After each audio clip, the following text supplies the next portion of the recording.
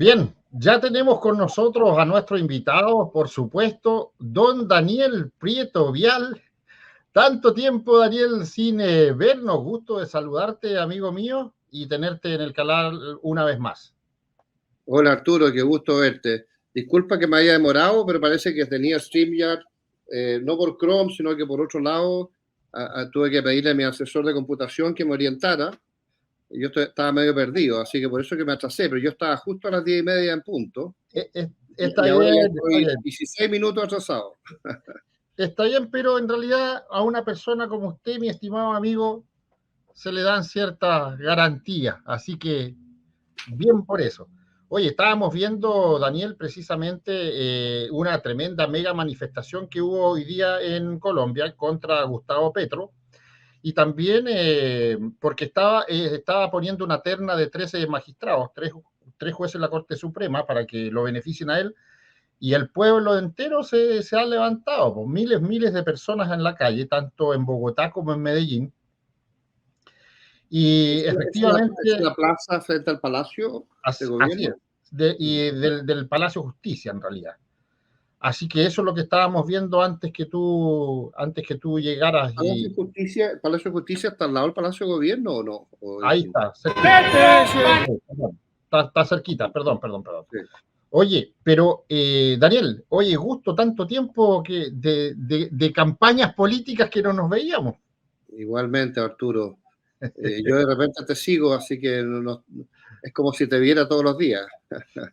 Claro, para que sepan ustedes, los que son nuevos en el canal, Daniel Prieto Vial aquí un tremendo personaje en realidad, y lo más importante de esto es que somos amigos los dos, entonces, pero aparte de eso, eh, marino, reservista,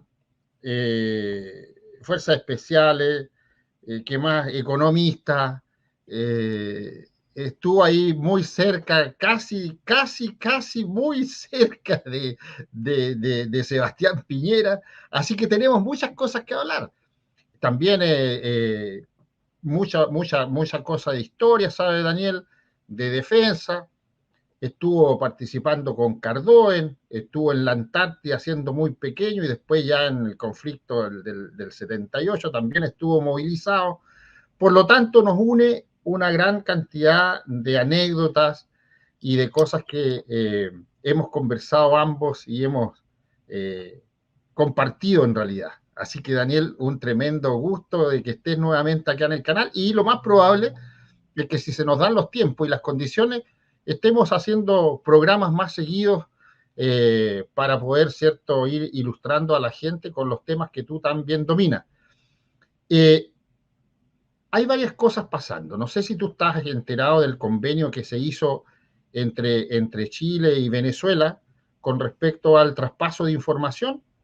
Bueno, una situación similar hubo en Estados Unidos con respecto a toda esta situación de traspaso de información y captura de información que estaban teniendo los gobiernos que son de interés para los Estados Unidos, como Venezuela, Cuba, Irán, Rusia, China, etcétera, etcétera.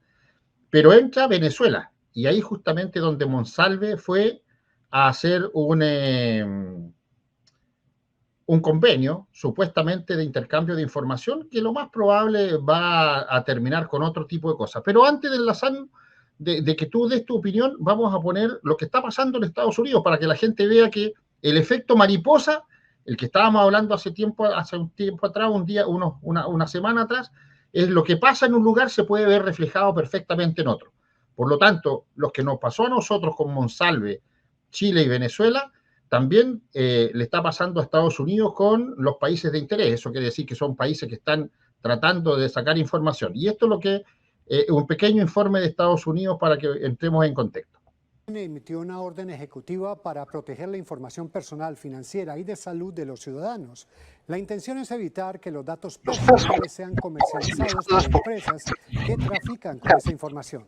El gobierno está preocupado de que países como Irán, China, Rusia, Cuba o Venezuela usen esos datos para fines delictivos. Jaime García con el reportaje. El objetivo de la orden ejecutiva es impedir que los datos personales más sensibles de millones de estadounidenses caigan en las manos de gobiernos de los países de interés, que incluyen a China, Rusia, Corea del Norte, Cuba y Venezuela. Pero no solamente de datos común y corrientes, sino que ya están incursionando en datos más íntimos de las personas, y eso es lo que ha llamado la atención, sobre todo de los organismos de inteligencia.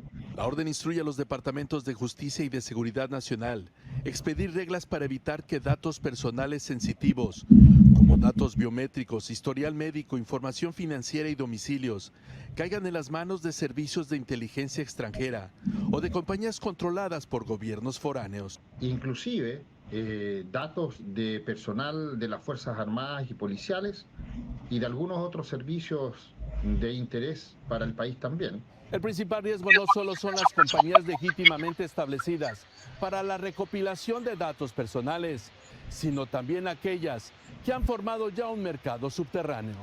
La situación a este momento es grave porque hace 4 años tenían la oportunidad de poner reglas más formales y estas compañías y las pequeñas tenían que seguir. Tenemos que tener cuidado porque hay varios países que están haciendo convenios de intercambio de información, por ejemplo, con el gobierno venezolano. En Los Ángeles, Jaime García, Univisión.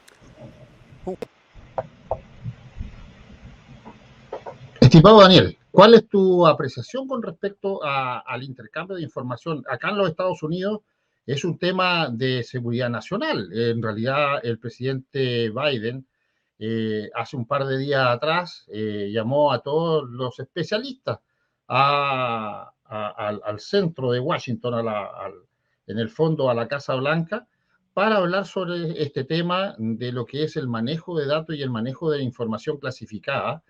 Y mediante una orden ejecutiva, ¿cierto?, se dictaron varios procedimientos.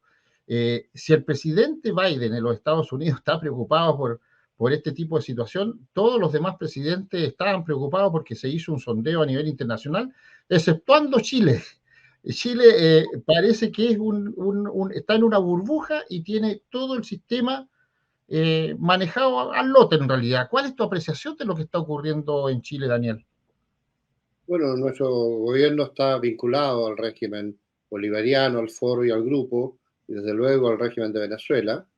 Y este convenio que se firmó aparentemente fue el que permitió identificar dónde estaba viviendo el teniente que fue secuestrado y asesinado después.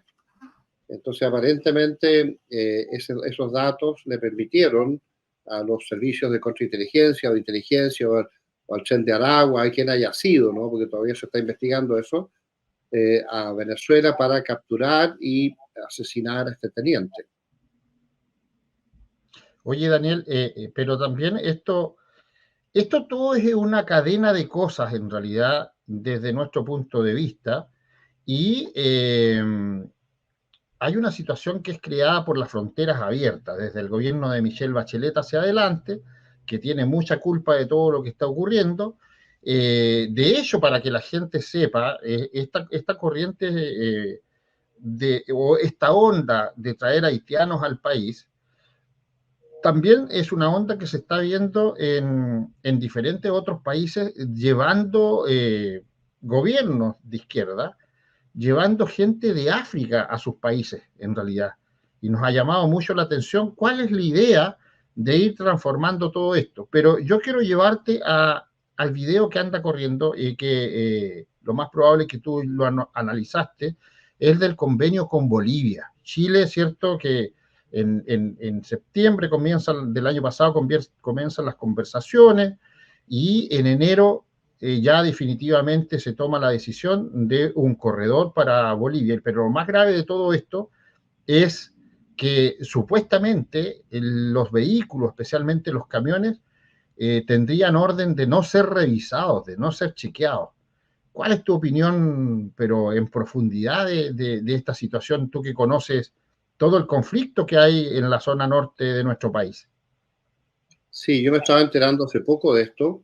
No tengo un análisis profundo, pero evidentemente el régimen de Boric y la gente que lo apoya hace años que está planteando la idea de darle un corredor a Bolivia con soberanía. Ellos están un poco en contra de los intereses de Chile, los de este mismo gobierno. Y obviamente que ellos están combinados con Bolivia, Hace poco el ejército de Chile hizo un informe donde habla de 9.000 iraníes operando desde Bolivia. Algunos dicen que son 6.000, no está clara esa parte, combinado con 25.000 cubanos que estarían operando en Chile y 54.000 venezolanos que estarían operando en Chile. Es un informe del ejército que se planteó en el Consejo de Seguridad. Si eso es cierto y si esa información está confirmada, sería extremadamente grave, y todo eso se hace a través de Bolivia. Por lo tanto, las facilidades que este gobierno le da a Bolivia indican la complicidad de este gobierno con esas gestiones, que al final son gestiones panamericanas, bolivarianas, del foro y del grupo. Claro que sí, estamos en plena revolución castrochavista en el país, ¿eh? Y en realidad aquí se están cumpliendo como varias cosas. Las protestas, ¿cierto?, que comienzan el día de ayer el avance de los agricultores, ¿cierto?, desde el sur hacia el norte, producto de todos estos convenios que han firmado con la ONU y que el cambio climático y toda esta cuestión, la protección de la biodiversidad, que así como vamos van a parar salmoneras, van a quedar mucha gente sin trabajo, va a haber una serie de inconvenientes y en realidad yo le he dicho a la gente aquí en el canal que si nosotros llegásemos a tener un gobierno de recuperación nacional, hay varias cosas que tenemos que potenciar, la agricultura, la ganadería, y también le conté que hace mucho tiempo atrás en unos programas, le conté a la gente que contigo hace ya años atrás estábamos viendo, ¿cierto?, con mucha preocupación el agua, ¿cierto?, la distribución de agua a nivel nacional para convertir a Chile en un verdadero vergel y que nosotros podamos producir todo lo que queramos de norte a sur. Entonces, ¿cuál es tu apreciación que tienes tú de esta situación que está viviendo el país en este momento? Porque los comunistas llegan, ¿cierto?, con varias promesas que no cumplen, llegan mintiendo, continúan robando, ya lo vimos en las fundaciones eso, y terminan matando. Y es lo que estamos viendo con las nuevas formas de crimen que han aparecido en el país, pero también tienen dos aliados que son el miedo y el hambre. El miedo, ¿cierto? La gente está cada día más temprano en sus casas encerrados, sobre todo en poblaciones de alto riesgo, y el hambre, bueno, si con todas estas medidas están quemando los campos en la zona de la Araucanía, están tratando de paralizar, ¿cierto?, lo que son las granjas salmoneras, esta entrega, esta concesión de bordes costeros, ¿cierto? Pone bien complicada la situación alimentaria del país. ¿Cuál es tu opinión, Daniel? Bueno, parece que hay un plan global para destruir la agricultura en el mundo occidental. No solo acá, sino que en Europa, se ha visto en muchos países. La idea aparentemente sería impedir que se produzcan todo tipo de alimentos. Estos alimentos van a subir brutalmente de precio en el mercado por la escasez, y ahí va a impedírsele a los dueños de los campos producir. Entonces estos campos se van a desvalorizar porque el sistema les va a impedir producir, y aparentemente hay una intención de unos consorcios globales, por ejemplo BlackRock, de comprarse decenas de miles o centenares de miles o millones de hectáreas en distintos países en América Latina. Incluso hay una idea de que esto va a hacerse también en Estados Unidos en algún momento, esta campaña en contra de la agricultura. Y la idea es que ellos van a generar una especie de monopolio, dueños de la tierra, de corporaciones centralizadas, globalistas. Y como los precios van a haber subido tanto por la escasez que se ha producido en el fenómeno anterior, entonces estas empresas pueden entrar a producir después de nuevo a precios altísimos, sacando unas ganancias enormes.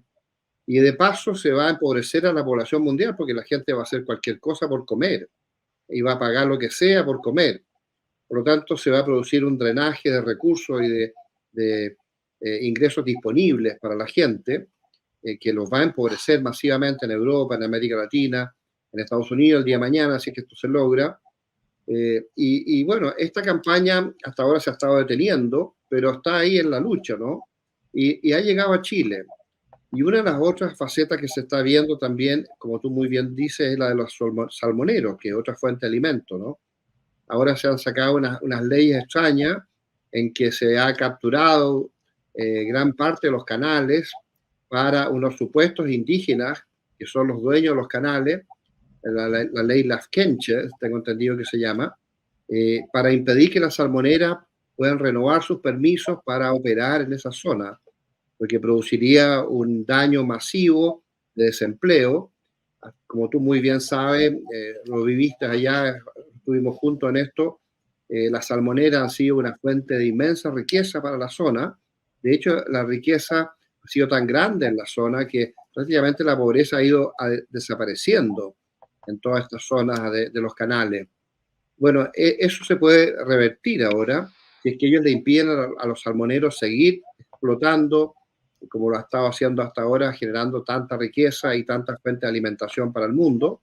Chile es el segundo exportador mundial de salmones y de otros peces, y aparentemente también hay unos intereses noruegos de boicotearnos para ellos seguir teniendo las grandes diferencias, porque cuando se produce una escasez en Chile van a subir los precios y los noruegos, que son los primeros productores mundiales, van a verse beneficiados a nivel global con la subida de los precios, al sacarnos a nosotros al mercado con estas fórmulas indigenistas.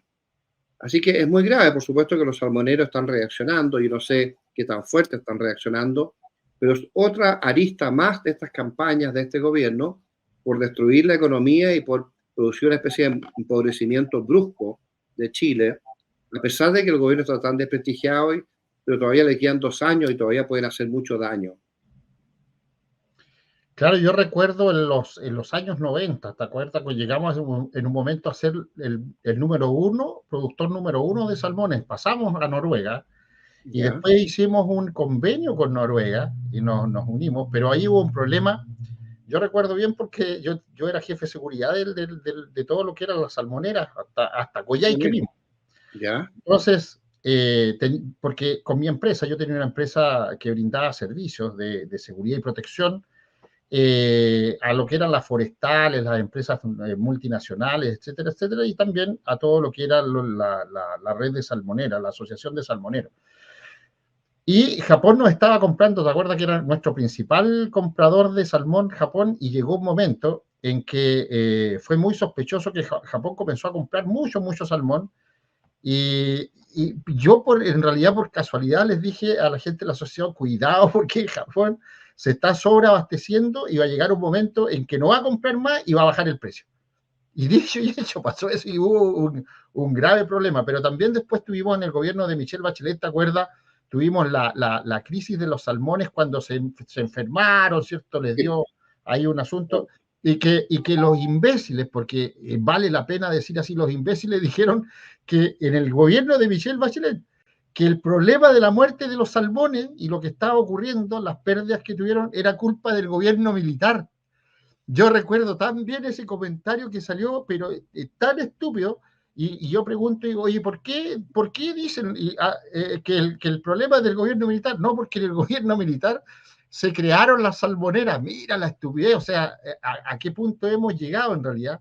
Pero bueno, esto es complicado y tú como economista... Una maravilla que se hayan creado en el gobierno militar, ¿no? Pero claro, ahora, aparentemente fue un virus o una enfermedad, algunos dicen inyectada por los mismos noruegos, no sé si será posible eso, si será cierto. Otros dicen que no, que se dio nomás, y que no se tomaron suficientes medidas, en fin. Bueno, a mí me tocó justo estar yo ya estaba acá en Estados Unidos, pero me tocó seguir, ¿cierto?, de cerca la noticia, pero eso no fue un virus, ¿cierto?, que aparece porque hubo un problema de las corrientes en ese momento en todos los lugares donde estaban las balsas y no hubo rotación, y con el alimento y las fecas del mismo pez era que se produjo, ¿cierto?, un sistema extraño que no se tenía previsto en realidad, pero bueno, es lo que ocurrió. No fue como el caso de las uvas envenenadas, pero en realidad, desde tu punto de vista, Daniel, ¿hacia dónde va Chile?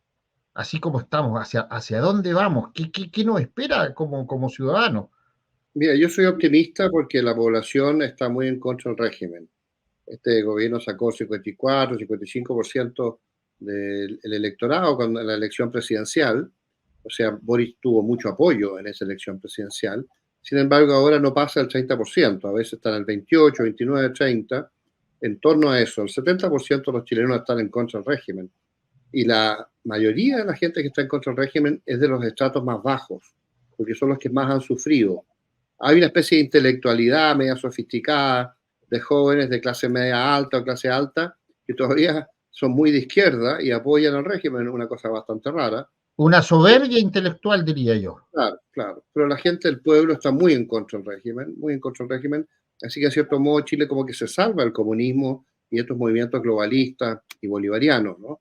Ahora hay que esperar las elecciones que vienen este año, de gobernadores, de alcaldes, después el próximo año de diputados, senadores, y en 2 años más las elecciones presidenciales, ¿no? Vamos a ver quién es el candidato y quién va a implementar una alternativa. Hoy día se ve la Michelle Bachelet, se ve José Antonio Cast, algunos hablan de Johannes Kaiser, hay otras ideas de otra gente que podría surgir próximamente. Entonces hay que ver quién será, ¿no? Pero mientras tanto vienen los alcaldes y los gobernadores. Me hablan de que tú también vas a ser uno de los candidatos, por ahí, los rumores que se plantean. No sé si eso es posible, sería extraordinario, pero bueno, ahí estaremos para ver qué se puede hacer. Claro que sí, de todas maneras. Ahí estamos dentro de algunas solicitudes y de las preferencias de cierta parte de la población y por supuesto estamos trabajando a ver si se concreta esa gran idea de formar un gobierno de recuperación nacional y de reconstrucción nacional, o sea, ir al rescate de la patria, pero con las ideas que tiene la gente de somos un partido que estamos en formación, inclusive el Partido Unido, que es un partido patriota, cívico-militar. ¿Cómo se llama el partido? Unidos. Unidos se llama el partido. Nada más, Unidos. Es un partido cívico-militar, ¿cierto? Antiglobalista, y estamos contra todo lo que en realidad está afectando al país, sobre todo contra la ONU, contra la Organización Mundial de la Salud, el globalismo, que la gente tiende a confundir globalización con el globalismo. Entonces, ahí hay una situación grave. Pero a propósito de eso, y aquí yo quiero que tú te explayes en una pregunta que te voy a hacer y que tú manejas el tema. ¿Qué opinas de que el gobierno dejó fuera de la participación de la FIDAE a Israel? Una grave situación estratégica se nos produce porque nosotros estamos combinados con Israel al más alto nivel. Nosotros acabamos de crear todo el sistema satelital de enjambres de satélites combinados con Israel. No solo de satélites israelíes que nos están proveyendo observación, sino que también una red de satélites que se combinan con los israelíes de otras fuentes que nosotros vamos captando en el paso. Por lo tanto, nosotros tenemos no solo cada 72 horas el paso de un satélite para observar a toda América del Sur, cualquier lugar, sino que cada 48 horas, cada, no sé, 24 horas, cada 12 horas, también ahora se habla de cada 8 horas, depende de la cantidad de satélites que se van incorporando. Esta red de satélites que se está implementando con los israelíes del sistema satelital chileno, que tenía gran esperanza de llegar a estar a muy alto nivel en nuestra capacidad de observación desde el espacio, por razones de todo tipo, económicas, comerciales, no sé, de meteorológicas, pero también de defensa, para detectar cualquier movimiento extraño, terrestre, aéreo, o naval, o de pesquero, o del narcotráfico. Se puede usar esto para combinarse con los países vecinos, o se puede usar el día de mañana para prevenirnos de los países vecinos si es que llegáramos a tener alguna crisis, que espero que no ocurra. Porque el problema real que tenemos nosotros en América Latina hoy día, como ya lo hemos hablado tantas veces en el pasado, Arturo, es esta guerra transversal que cruza toda Iberoamérica y también Estados Unidos y Canadá. O sea, es un conflicto panamericano, ideológico, entre los que son partidarios de la democracia, la libertad y la economía de mercado, y aquellos que buscan el socialismo del siglo XXI, que es una especie como de dictadura narco al final, porque se ha observado que los socialistas del siglo XXI han estado siendo financiados ellos como fuente de fondo a través del narcotráfico, ¿no? Y por eso se llama, no sé, el cartel de los soles al régimen de Venezuela, que es un narco régimen, ¿no? Que se está propagando en esos mismos términos en América Latina. Y lo que acabamos de ver, el secuestro de tenientes, es una demostración más de que ellos usan a sicarios, ¿no? Como este grupo de asesinos que podrían haber utilizado para capturar y asesinar a este teniente, ¿no? Esa es una amenaza que está sobre toda la región y que tenemos que detener de algún modo. Pero yo soy muy optimista, no solo porque nosotros tenemos a la gente en contra del régimen, sino que porque hay una reacción muy fuerte en Ecuador, hay una reacción interesante en Perú también. Veo que Trump va a salir y va a ser el próximo presidente de Estados Unidos. Eso puede cambiar completamente el escenario mundial. Creo que, entre otras cosas, se va a detener la guerra en Europa, en Ucrania, a través de Trump. No significa que vaya a ceder tanto con Rusia, porque hay que negociar firmemente con Rusia, porque Rusia está agarrando mucho vuelo y está vinculado con los chinos, en fin. Pero yo creo que se va a detener esa guerra y se va a negociar en unos términos adecuados para Rusia y para parar la guerra para Occidente. Ojalá se puedan restaurar los vínculos de Europa con Rusia para suministrarse a sí mismo energía más barata que la que están obteniendo hoy día. Todo esto está relacionado. Pero en Chile nosotros vemos con mucho optimismo el cambio de opinión pública y el cambio y la percepción de que este régimen hay que derribarlo, que tiene que venir otra alternativa. Pero como el régimen sabe eso, está haciendo todo el daño posible que puede en estos 2 años que le quedan, independiente de lo que piense la gente. Y en el caso de la FIDAE y dejar afuera a los israelíes, es gravísimo, porque nosotros estamos obteniendo los mejores sistemas de mayores capacidades, los más sofisticados que tienen las Fuerzas Armadas de Chile, de tecnologías israelíes de hace mucho tiempo. Hace mucho tiempo, los misiles antimisiles, misiles antitanque de largo alcance, ahora todo el sistema satelital, unos sistemas de mando y control, unas redes data link que se han creado para el ejército a través de empresas israelíes y una serie de otros sistemas. Todos los fusiles del ejército son IWI, son Israeli Weapon Industry, los fusiles del ejército de Chile fabricados en Chile bajo licencia y tecnología israelí. Entonces, la cadena de daño que se podría producir para la defensa de Chile, si es que se margina a Israel del sistema, es enorme. Nosotros hemos basado muchas de nuestras capacidades punteras de alta tecnología y de altas capacidades en este vínculo estratégico con Israel desde hace muchas décadas. No solo ahora, sino que estoy hablando desde los años 70.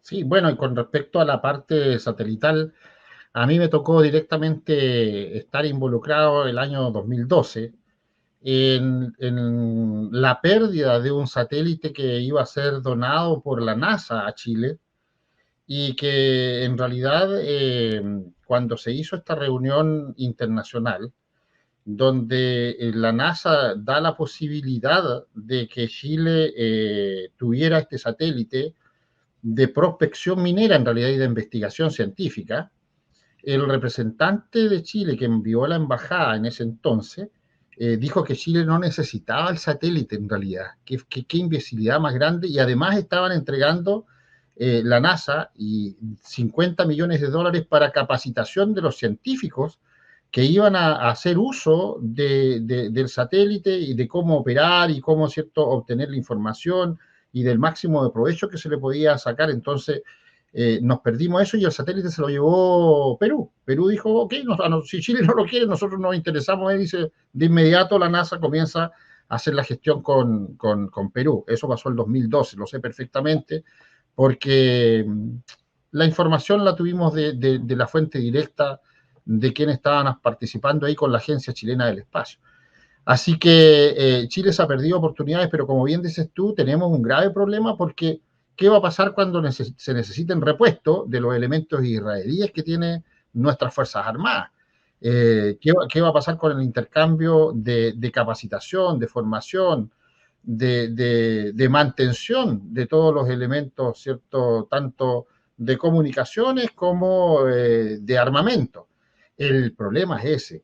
Pero bueno, la situación es más grave de lo que nosotros pensamos.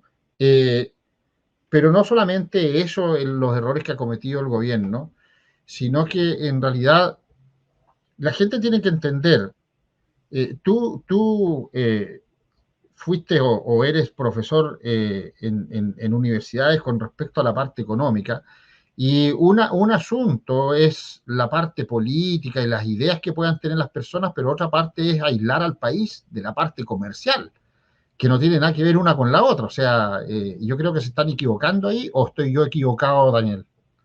¿A qué te refieres? A ver, cuéntame un poco más.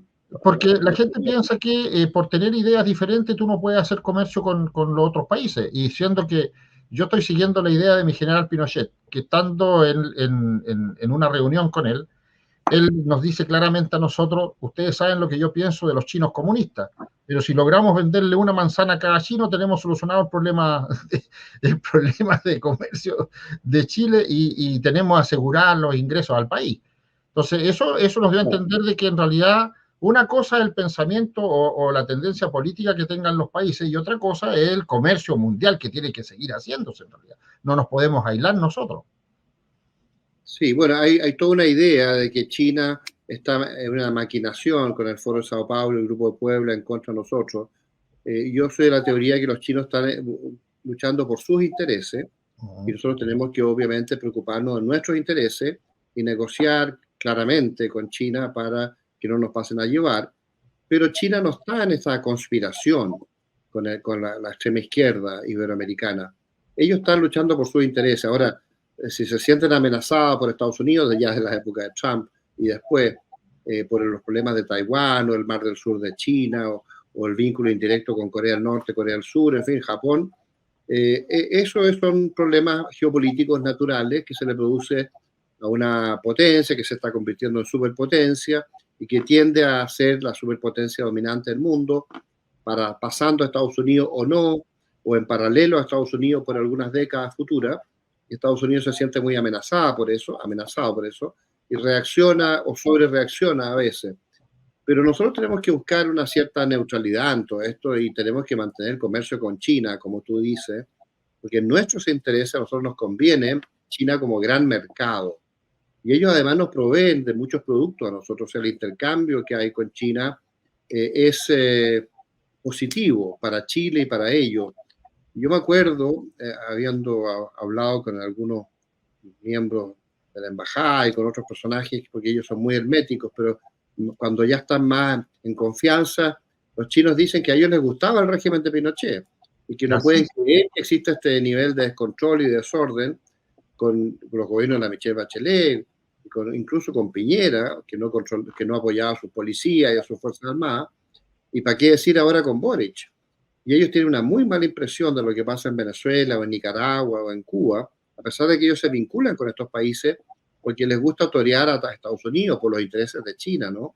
Pero están muy preocupados porque Venezuela les debe una brutalidad de plata, no saben cómo les van a pagar porque es un régimen fallido, pero con mucha plata, por otro lado, por las fuentes de fondos que obtienen del narcotráfico, los venezolanos, ¿no? Y estos vínculos... Y de la minería ilegal, pues. ¿Mm? Y de la minería ilegal. Claro. Tú sabes, Daniel, que la cuarta mina más grande del mundo de extracción de oro está en Venezuela. Ya. Interesante. Así que, bueno, ahí estamos, observando todo esto, y yo optimista por Trump, optimista por la opinión pública en Chile, que ya se dio cuenta el daño que producen gobiernos de izquierda como estos, optimista por Milei, que está levantando a Argentina, optimista por Bukele, lo que está haciendo en Centroamérica y que algunos están tratando de copiarle.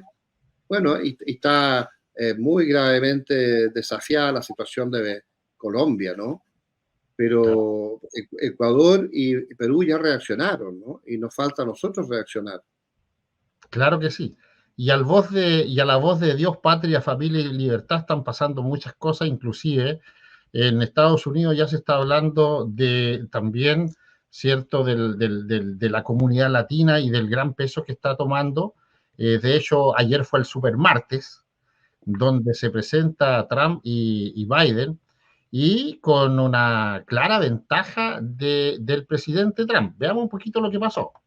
Ya. Vamos a hermosa. continuar con nuestro super martes. Claro. Vamos a pasar nuevamente con el analista político Arturo Grandón. Doctor, buenas noches. Gracias por seguir con nosotros. Gracias por continuar con nosotros. Y vemos, Hola, ¿qué tal? pues ya prácticamente está claro quiénes son los candidatos a partir, ¿no? Ya en unos días ya se va a dar oficialmente que son los ganadores. ¿Qué sigue? ¿Qué sigue especialmente para los latinos, el voto? Estamos viendo que tanto el Partido Republicano, el candidato republicano, tanto el actual presidente Joe Biden están atacando mucho, yendo mucho hacia la inmigración, lo que ha restado, como lo había mencionado anteriormente, muchos votos por parte de los inmigrantes y también de muchas comunidades. ¿Qué sigue? Bueno, aquí viene una campaña fuerte de los grupos de trabajo de ambos candidatos hacia la comunidad latina, pero sigo insistiendo, aquí ha habido un discurso que hemos visto del presidente Donald Trump que ha cambiado y ha bajado un poco las revoluciones que tenía en su programa anterior o en su campaña anterior. Y ha ido, ¿cierto?, más por el lado, como decíamos anteriormente, de la fe y de la familia. Ha ido aumentando ese discurso, toda vez de que a nivel mundial también el discurso ha ido cambiando con respecto a la derecha y a la izquierda, a los republicanos, a los demócratas, y donde está creciendo paulatinamente 4 pilares fundamentales que se han visto y lo ha recalcado también el presidente Trump, que son Dios, patria, familia y libertad. Entonces, bajo ese concepto ha ido avanzando toda una campaña de acercamiento no solamente a los latinos, sino que también a los norteamericanos, que le han estado diciendo, ojo, cuidado que el país está en peligro, ojo que hay que potenciar ciertas cosas y no deberíamos involucrarnos en otras. Por lo tanto, el presidente Trump ha ido llevando adelante esta tendencia, esta nueva tendencia mundial de hacer política, y que es lo interesante que tenemos que ir viendo de ahora en adelante.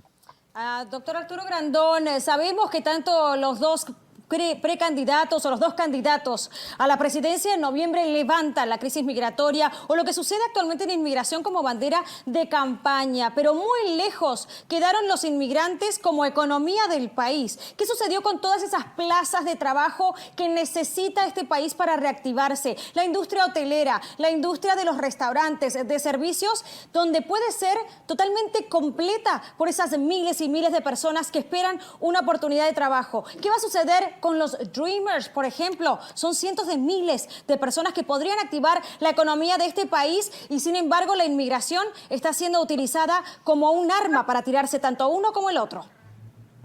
Sí, también hay que tener mucho cuidado con respecto a las corrientes migratorias en este momento o la inmigración ilegal, toda vez de que también se está, aparte de un arma política, está siendo, ¿cierto?, como un arma de doble filo que puede realmente a desestabilizar la seguridad nacional con respecto a lo que hemos estado viendo últimamente y lamentablemente el ingreso de bandas venezolanas y colombianas, de criminales, han cambiado un poco, ¿cierto?, la visión que tenemos de los latinos, pero también los inmigrantes del Medio Oriente y los inmigrantes de Asia, sobre todo chinos que han estado entrando ilegalmente. Pero enfocándonos en los inmigrantes latinos, se ha visto una disminución, hay una carencia de contratación, hay una baja también. Pero bueno, eso ahí después ya viene y se alarga más la conversación, pero en el fondo eso es lo que estábamos viendo ayer en el Supermartes, que efectivamente se presenta Donald Trump, y fue el favorito en realidad, por sobre todo 12 candidatos habían junto con él y él en realidad fue el ganador de la jornada. Y por el lado de los demócratas sigue Biden, pero muy débil, Daniel, muy, muy débil. Así que hasta los mismos demócratas ya han perdido la fe en su candidato.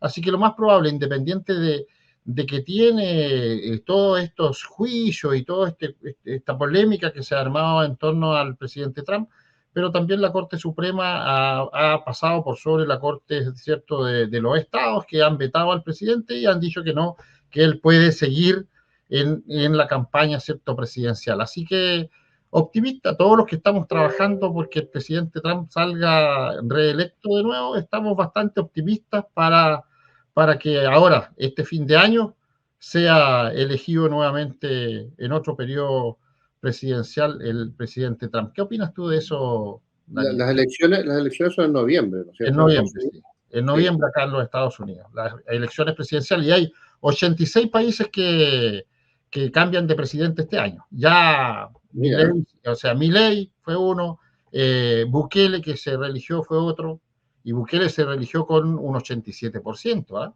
extraordinario, ¿no? ¿Qué Oye, opinas de Estados Unidos? ¿Cómo mira, es? respecto a los inmigrantes, en el caso de Chile, perdona que no te conteste lo de Estados Unidos, nosotros tenemos que recordar que el 97%, si no el 98% de los venezolanos que llegaron a Chile son gente que viene arrancando el comunismo, son gente nuestra. Entonces hay que tener cuidado con esto de los inmigrantes para generalizar. Y entre medio hay algunas decenas de miles, que son un 2%, un 3%, de criminales, ¿no? Mandados exprofeso de las cárceles por Maduro, y entre ellos muchos agentes, ¿no? Agentes que podrían ser cubanos, que podrían ser venezolanos, que llegan a Chile por este descontrol de frontera. Entonces, eso hace mucho daño, y se mete en las redes de narcotráfico, y el Tren de Aragua es particularmente violento, y hay otros grupos parecidos que están entrando. Pero no debemos olvidar que el 97% de los inmigrantes son gente nuestra, son gente anticomunista, son gente que viene arrancando de Maduro. Entonces, no hay que generalizar en contra de los inmigrantes, hay que tratar de captar a los inmigrantes buenos, que son la gran mayoría, para nuestros intereses y para nuestros valores. No hay que olvidar eso, siempre hay que recordarlo. Claro, como bien decías tú, de las bandas que vienen infiltradas, no solamente el Tren de Aragua, están los espartanos, están los gallegos, los pulpos, los Bang de Fujian, los chotas, los valencianos, etcétera, etcétera. Hay 11 bandas de crimen organizado transnacional en Chile operando en este momento, aparte de 12 carteles mexicanos, aparte de las FARC que están metidas con los grupos radicales, ¿cierto?, mapuche en la Araucanía. Entonces tenemos una serie de situaciones bastante graves en esa situación. De acuerdo a tu experiencia, y para ir terminando el programa por tu tiempo, Daniel, la solución a la Araucanía, tú hablando internamente, dijiste algo súper importante. De haber un gobierno de recuperación nacional, habría que militarizar el país para acabar con la delincuencia. ¿Entendí bien eso o hay una idea diferente? Mira, yo creo que hay que militarizar Chile por muchas razones, entre otras cosas para el orden interno, para un poco adoctrinar a la juventud en el orden, en la ley, en el respeto, en la responsabilidad, en el trabajo bien hecho, en la puntualidad, en la responsabilidad, ¿no es cierto?, los deberes, no solo los derechos, sino los deberes, y que la juventud pase por un proceso duro de formación de carácter y de buenas costumbres a través del fenómeno militar. Y además para tener reservas equipadas, entrenadas, movilizables, para cualquier emergencia que pudiera tener el país. Y hay que adoctrinarlos, no pueden ser neutros, ¿no? Hay que adoctrinar a nuestras fuerzas militares para poder preservar la libertad, preservar la ley, preservar la democracia, preservar el orden, la estabilidad, y darle atribuciones a las policías, darle atribuciones a las Fuerzas Armadas para imponerse contra los delincuentes, contra los terroristas, contra los narcos, en fin, y sobre todo este proceso subversivo panamericano, que no solo es panamericano, sino que también es del mundo europeo, en general es del mundo occidental. Así que Chile ha bajado brutalmente sus reservas, hasta el punto de casi no tener reservas. Y un ejército de 40, 45 mil hombres no es suficiente. El ejército profesional debiera duplicarse, también debiera duplicarse los sueldos a las Fuerzas Armadas. Y yo creo que además hay que tener reservas, unas 200 o 250 mil hombres de reserva, entrenados, equipados, reentrenados periódicamente, en fin, que hagan una vida paralela a sus estudios, a sus profesiones, en fin, un poco como era en el siglo XIX, cuando fuimos a este país tan ordenado y tan ganador. a través de la Guardia Nacional, que fue una tradición que hemos ido perdiendo en el siglo XX y que ahora se acabó. Tenemos que recuperar esa capacidad. Y por supuesto que tener una marina de mucho más capacidades que las que tenemos hoy día. Yo creo que la marina chilena tiene que casi duplicarse, casi duplicarse. Los marinos dicen, sí, pero es que con los recursos que tenemos eso jamás es posible. Bueno, pero es que yo creo que tenemos que llegar a tener el 3% del Producto Geográfico Bruto en defensa. Hoy día tenemos alrededor del 1%. 3%. ¿Por qué? Porque es un país especialmente delicado estratégicamente, Chile, por los vecinos que tenemos, que siempre se pueden combinar. Estoy hablando de largo plazo. No es un problema que me preocupe hoy día, porque Milei es nuestro aliado, ¿no? Por lo menos en mi sector. Y lo que está haciendo Perú es fantástico. Nosotros lo apoyamos, lo que están haciendo los peruanos y también los ecuatorianos. Entonces, no es una amenaza inminente, pero evidentemente una amenaza inminente es Bolivia, con las políticas que ellos están implementando hoy día.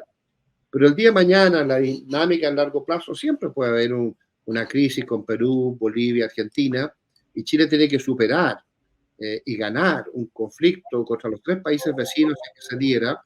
Por lo tanto, Chile no puede ser un país normal en capacidad estratégica. Tiene que ser una especie de Israel de Sudamérica.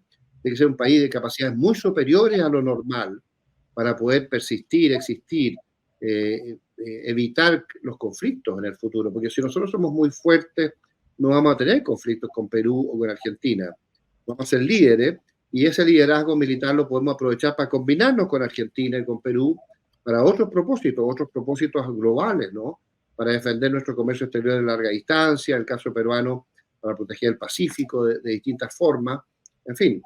Pero no hay que olvidarse que viene el desafío de la Antártica, y el desafío de la Antártica nos va a exigir a nosotros tener capacidades muy extraordinarias para poder imponernos, porque somos el país más cercano a la Antártica se descubre desde Chile, nosotros somos grandes operadores en la Antártica, en fin, tenemos una especie de ventaja comparativa para operar en esa zona. Y tenemos que jugarnos por entero por la Antártica. ¿Cómo lo vamos a hacer? ¿Es con Argentina o es contra Argentina? ¿Es con Inglaterra o es contra Inglaterra? ¿Qué combinaciones vamos a hacer para imponernos en la Antártica a la larga? Nosotros tenemos que implementar capacidades para poder entrar en ese juego, que es el juego que viene en el futuro. Y para eso tenemos que gastar por lo menos un 3% del Producto Geográfico Bruto de Chile en defensa. Y eso no nos va a afectar la economía, porque cuando Chile más gastó en defensa, éramos el país que más crecíamos en el mundo occidental. Así que ese mito de que cuando uno gasta mucho en defensa afecta al desarrollo económico no es cierto, es todo lo contrario. Porque todas estas capacidades tecnológicas que uno desarrolla a través de la defensa y a través de la gente que está en la defensa tiene un efecto multiplicador en el resto de las capacidades del país. Las capacidades ingenieriles que se desarrollan, las capacidades tecnológicas que se desarrollan, las capacidades de fabricación de aviones, de buques, en fin, el día de mañana de carros blindados y sistemas del ejército. Todas esas tecnologías, los sistemas de mando y control, las redes, la guerra electrónica, los sistemas de control de fuego, los sistemas de contramedida, todas esas tecnologías que Chile tiene capacidades enormes, tienen un enorme efecto en el desarrollo tecnológico del país también. Y Chile no puede ser más que una especie de superpotencia militar, porque es un país muy delgado, muy vulnerable estratégicamente, muy largo, y tenemos que ser lo que decía Bolívar, tenemos que ser la espada que pende el cinto de Sudamérica, no para agredir a nadie, nunca agredir a nadie, pero si el día de mañana tratan de agredirnos, para ganar, para imponernos, y por esa vía impedir cualquier crisis futura. Daniel, lo que es la legítima defensa, entrega de armas, se le está pidiendo a la población, empieza con Michelle Bachelet esta situación, y es un asunto a nivel mundial de los comunistas que quieren que los ciudadanos que tienen armas para su protección, que fueron adquiridas legalmente, sean entregadas para desarmar a la población, siendo que el lumpe, el crimen organizado, los narcotraficantes tienen armas de grueso calibre, armas de guerra. ¿Cómo ves tú la parte de la entrega de armas a la población?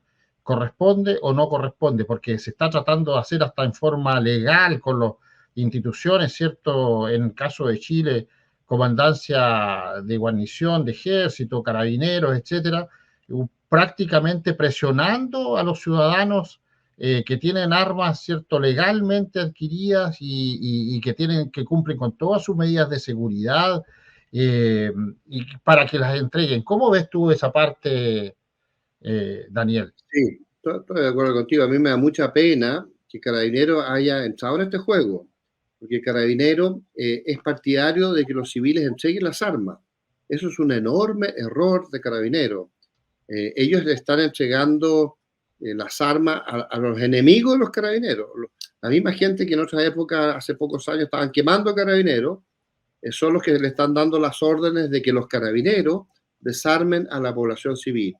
Y lo mismo la Dirección General de Movilización Nacional, que se ha prestado para este juego del Ministerio de Defensa, hoy día controlado por el Partido Comunista y por una ministra que es nada menos que nieta de Salvador Allende, que se está prestando para este juego de desarmar a la población civil que tiene sus armas legales. Porque hoy día campean las super armas de los delincuentes, de los narcos, de los terroristas en Chile, en grandes cantidades. Hay especulaciones de que han entrado grandes cantidades de armas. Entonces, la población civil, la única opción que tiene es tener sus propias armas para defenderse de la forma más inmediata posible.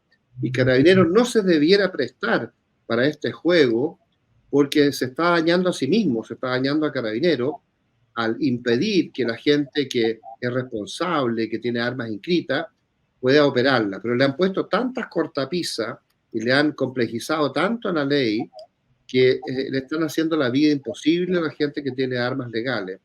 Pero la gente que tiene armas legales debe persistir porque nosotros necesariamente tenemos que permitir en el futuro que la gente responsable tenga armas de autodefensa y tenga la sociedad en general armas en su casa para poder dar estabilidad a Chile, como fue con la Guardia Nacional también en el siglo XIX. Nosotros tenemos que volver a eso.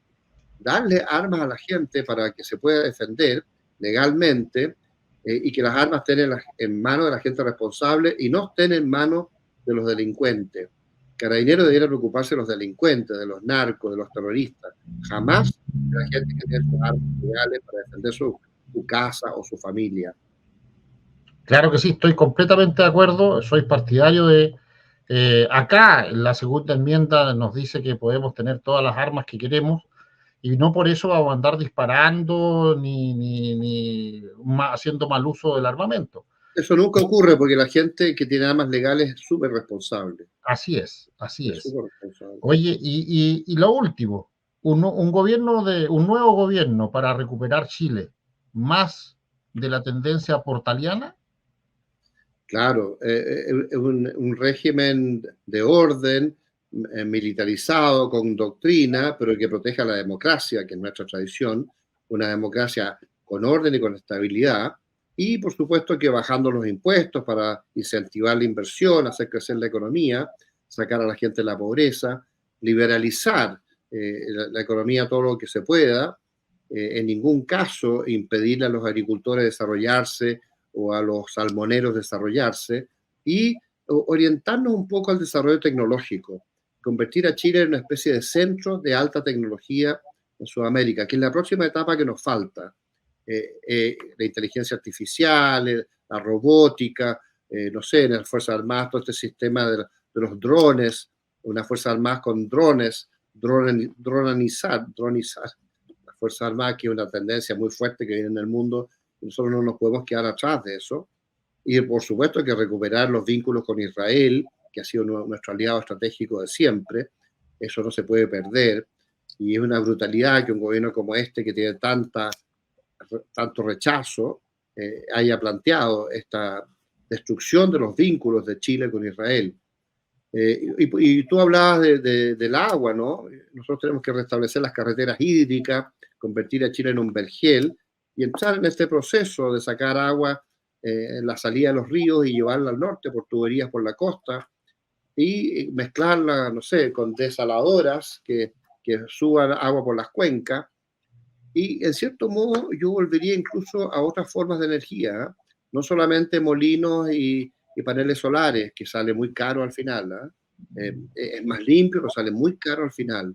Y nuestro costo de energía está siendo muy alto en Chile. Yo volvería a plantear reactores nucleares y otras fórmulas, ¿ah? Y por supuesto que muchas represas y muchos sistemas hidroeléctricos desde la cordillera, por turbinas para producir electricidad. No solamente paneles solares y no solamente molinos. Sí, aprovechando, yo creo, la misma idea que habíamos conversado, esto más o menos hace unos 4 años atrás conversamos lo de las carreteras hídricas. Y yo creo que, y le he estado dando vuelta, y yo sé que tú también has estado viendo cómo desarrollar eso, porque la preocupación que tenemos, Daniel Prieto y yo, es realmente modernizar Chile, es hacerlo un país desarrollado, pero con las nuevas tecnologías, con lo que hay ahora. Y en realidad yo aprovecharía estas carreteras hídricas también para precisamente crear una especie de generadores hidroeléctricos, en realidad, aprovechando todo este impulso, y que podría ser una combinación bastante interesante, y tendríamos Chile con agua desde el desierto hasta la zona más austral, y podríamos convertir nuevamente Chile en un vergel, que en realidad es nuestro sueño. Y yo creo que lo vamos a lograr, ¿eh? Si seguimos así perseverando, vamos a tener, ojalá pronto, un gobierno de recuperación nacional donde los proyectos, una vez que se estabilice el país, como dices tú, una vez que se ordene, una vez que ya todo esto esté estabilizado, poder llevar adelante los programas de desarrollo. Porque si lo hicimos, Daniel, en el gobierno de la Fuerza Armada y Carabineros de Chile, que se logró estabilizar, que se logró ordenar, que se logró encauzar y desarrollar al país, podemos hacerlo por segunda vez. Y voluntades nos sobran, creo yo, ¿o no? Sí, sí. Y fíjate que en el caso de Argentina, con Milei, ellos van a transformar a Argentina y lo van a hacer crecer. Y Argentina se va a convertir en un monstruo, porque naturalmente es un país muy rico y con orden y con las políticas de Milei se va a convertir en una potencia. Entonces, para nosotros va a ser especialmente desafiante mantener grandes capacidades respecto a Argentina, no porque queramos ser enemigos de Argentina, sino que porque queremos estabilidad y negociar con Argentina. Para poder negociar con Argentina, nosotros tenemos que ser muy, muy fuertes. Y como ellos son naturalmente muy ricos en su desarrollo correcto, nosotros tenemos que ser especialmente aptos para poder equilibrar estratégicamente a Argentina con capacidades muy especiales del lado nuestro. Entonces el esfuerzo que tenemos que hacer es muy, muy grande en las cosas estratégicas. Y una de las tantas cosas que tenemos que hacer es multiplicar el agua en Chile desde el sur hacia el norte, por la costa o por carreteras hídricas, por la cordillera o por tuberías bajo tierra. En fin, hay muchas fórmulas, y por desaladoras, por las cuencas, desde la costa hacia arriba. Y todas esas cosas son inversiones de largo plazo que exigen pensar a largo plazo, porque cuando tú estás hablando de gobiernos que cambian cada 4 años, estas cosas no se pueden hacer. Estas cosas se hacen a 10, 15, 20 años y tienen que trascender a muchos gobiernos. Entonces tenemos que buscar una fórmula de crear una mística especial, de modo que pudiéramos mantener un régimen de desarrollo y crecimiento que se pudiera mantener en el tiempo. Una especie como de Bukeles chilenos que tengan alta popularidad para que se puedan reelegir, ¿no? Si no, vamos a frustrar un esfuerzo de 4 años que después cambia, ¿no? Y se quiebra y se rompe. Así que hay que buscar la fórmula, pero tenemos que ir a eso y tenemos que tomar medidas más duras. Yo veo la candidatura de doña Evelyn Matei o de José Antonio Kast. José Antonio Kast yo todavía lo veo bastante razonable, pero se ha visto como de repente demasiado acomodaticio y eso nos da un poco de susto. Y doña Evelyn Matei se ve como blanda y eso es muy preocupante. Nosotros necesitamos medidas mucho más duras y más extremas para poder recuperar Chile. No se pueden tomar medidas blandas. Ahora ella es muy cambiante, entonces tampoco tenemos claro qué podría hacer si es que llegara a ser presidenta de Chile, que por ahora está muy alta en las encuestas. Pero yo creo que hay que buscar fórmulas más duras, más firmes para transformar Chile y para recuperarlo. Claro que sí. Daniel, tremendo programa. Esperamos tenerte, Dios mediante, si las condiciones se dan la próxima semana o la subsiguiente, para que hablemos de temas tan importantes como el que hablamos hoy día. Así que agradecemos tu tiempo, mi estimado amigo, y bienvenido nuevamente al canal, pues, a su casa. Bueno, muchas gracias, Arturo, y mucho éxito, y te felicito por todo lo que tú haces en Estados Unidos y en Iberoamérica en general, ¿no? Porque tú te mueves por todos lados.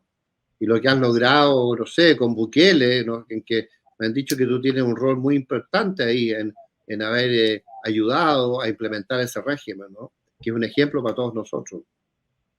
Bueno, dicen que nadie es profeta en su tierra, así que, pero en fin, no pasa nada, tranquilo, yo soy solamente un analista de seguridad y de temas de defensa e inteligencia. Muchas gracias. El resto, cierto, está de más. Pero bueno, Daniel, esperamos tenerte en un próximo programa, mi estimado amigo. Ya, pues ahí veremos qué podemos hacer. Gracias por estar. Un tremendo abrazo. Cuídate mucho. Igualmente. Gracias. Bien, amigos, teníamos ahí la participación de don Daniel Prieto Vial, quien nuevamente, cierto, a solicitud mía, hablamos y le dije hoy día, oye, Daniel, comencemos a hablar de los temas de actualidad como lo hacíamos antes. Hace 4 años atrás, con Daniel teníamos programas muy interesantes donde hablábamos de temas diversos, sobre todo de historia, hablaba de economía. Daniel nos iluminó en muchas cosas.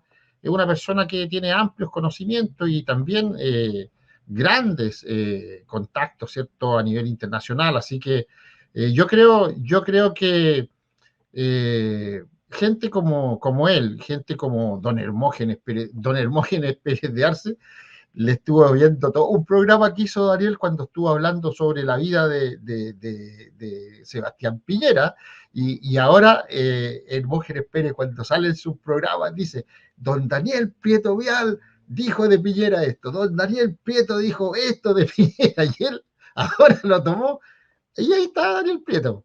Nuestro amigo Daniel, cierto, que estuvimos juntos en la campaña política del año 2021, no ganamos ninguno de los dos, pero bueno, fue una tremenda experiencia, sabíamos y conversábamos esto con Daniel, pero así es la política, estimados amigos. No, yo creo que aprendimos harto, sufrimos harto también, pero también nos sirvió para aprender y para conocer las realidades desde otro punto de vista, y cómo la población percibe a quienes están participando en la arena política. Así que, estimados amigos, yo creo que el programa de hoy día, que fue muy diferente al resto de los programas y al resto de los invitados también, espero que le haya servido, espero que hayan sacado buenas conclusiones, porque la idea es esa: en la medida que aprendemos, en la medida que tenemos información, podemos nosotros tomar mejores decisiones. Así que eso es. Por lo menos, dice Juan Padilla, por lo menos aprendimos a perder, ¿cierto? Con honor ahí. Pero no, está bien, no hay problema. Se juntaron muchos factores, nosotros fuimos como independientes, bajo un cupo que nos facilitó el Partido Social Cristiano, más republicanos, pero como independientes. Así que la gente no se confunda con respecto a eso. Independientes 100%, pero por supuesto que los partidos le dieron su apoyo a su gente y nosotros quedamos ahí solos como Quijotes peleando contra los molinos de viento. Pero en fin, es así como se presentan las cosas.